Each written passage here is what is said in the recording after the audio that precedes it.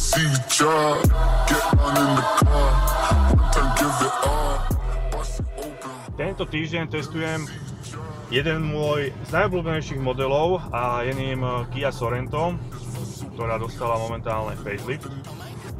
A nastalo tu pár zmien, ktorým by som sa dnes chcel povenovať, pretože Sorento sme si testovali nejakých 3,5 roka dozadu. Rovnako sme si otestovali aj všetky 3 motorizácie a teda porovnávací test, takže vám dávam tu hore odkaz. No a dnes sa zameráme na tie zmeny, ktoré tu nastali po facelifte.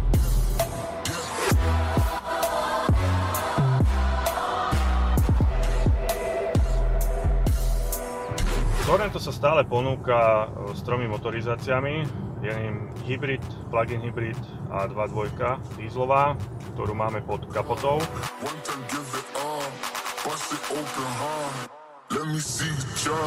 U hybridu sa znižoval výkon kvôli emisným normám, rovnako aj u plug-in hybridu. Tam sa znížil výkon na 215 koní hybrid a na 252 koní u plug-in hybridu.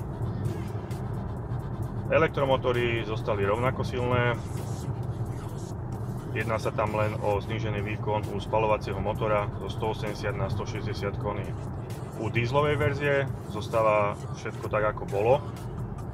Čiže výkon 193 koní a krútiaci moment 440 Nm. Prevodovka je tu tá istá 8-stupňová DCT s mokrými spojkami, dimenzovaná až do 500 Nm.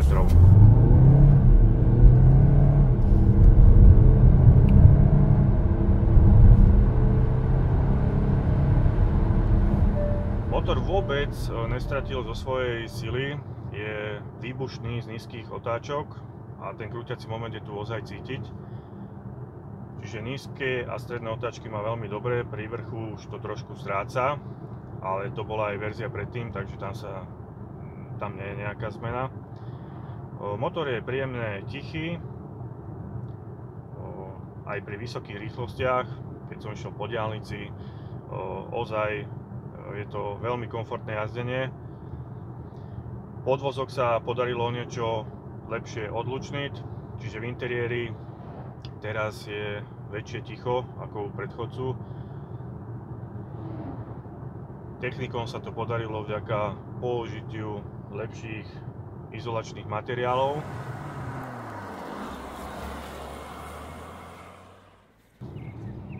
Musím pochváliť aj 8-stupňovú dvojspojkovú prevodovku, ktorá je užívateľsky oveľa príjemnejšia ako 7 DCT u iných modelov Kia.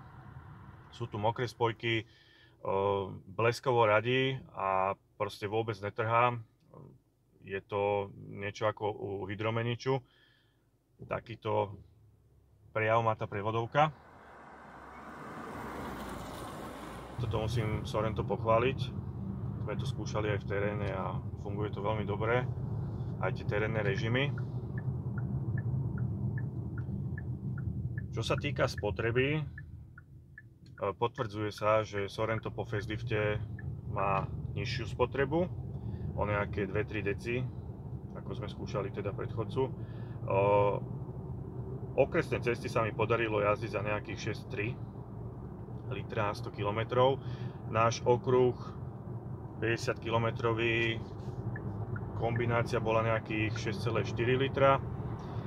V meste 8 litrov.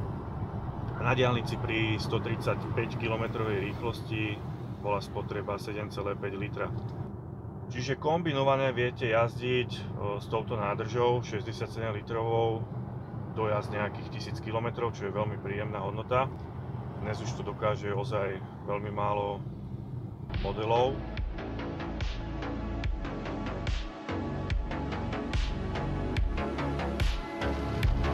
Čo sa týka podvozka, tak Sorento je komfortnejšie a aj zmeklo. Skúšali sme aj vyhýbací manéver, kde je trošku badateľný väčší náklon, ale vôbec to nevadí, pretože ESPčko krásne zareaguje a v podstate 75-80 km rýchlosti, ako vidíte na videu, krásne Sorento, dá sa s ním pracovať a vo vyhýbacom manévri nemám s tým žiadny problém.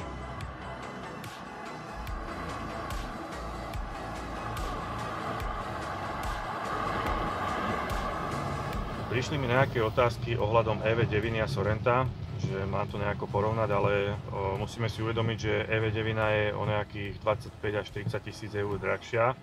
Vývojovo je to novšie auto o nejaké 4 roky, takže je to aj poznať a samozrejme je to elektromobil, teda batériu má v podlahe a EV9 posúva ešte, čo sa týka komfort, dynamiky a aj je väčšia o niečo v interiéri, posúva to o level vyššie.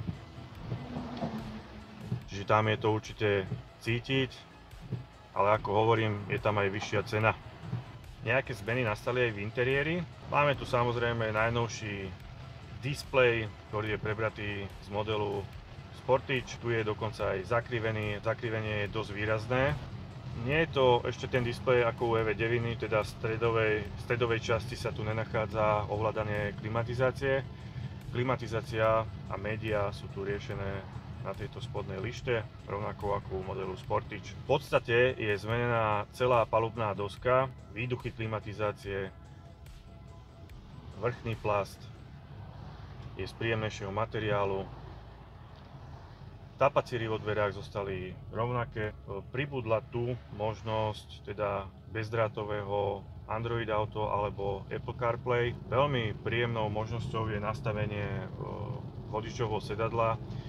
Dostalo masážnu funkciu. Táto funkcia sa prebrala z modelu EV9, čiže viete si nastaviť masáž nôh alebo celej panvy alebo chrbta. Samozrejme sú vyhrievané aj ventilované, potiahnuté príjemnou napakožou s novým vzorom.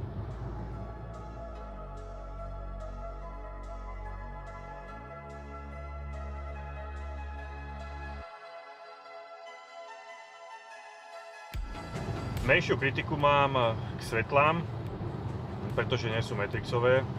U modelu za 60 000 eur toto musí byť aspoň za príplatok umožnené. V Sorente to nie je, pretože sú tu použité Full LED svetla s automatickým prepínaním, ale teda Matrix funkciu nedostali.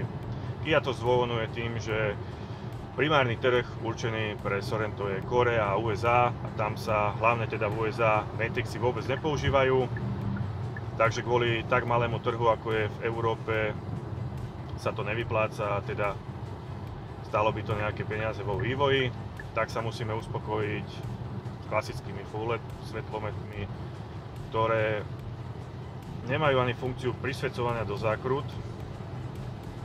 Čo sa týka farby svetla a stretávacích svetiel, idú dosť naširoko, ďalkové idú ozaj, svietia naďaleko, tam nemám nejakú pripomienku, len škoda, že teda EV9, Sportage, EV6 majú takúto možnosť a tu nám to nie je teda umožnené.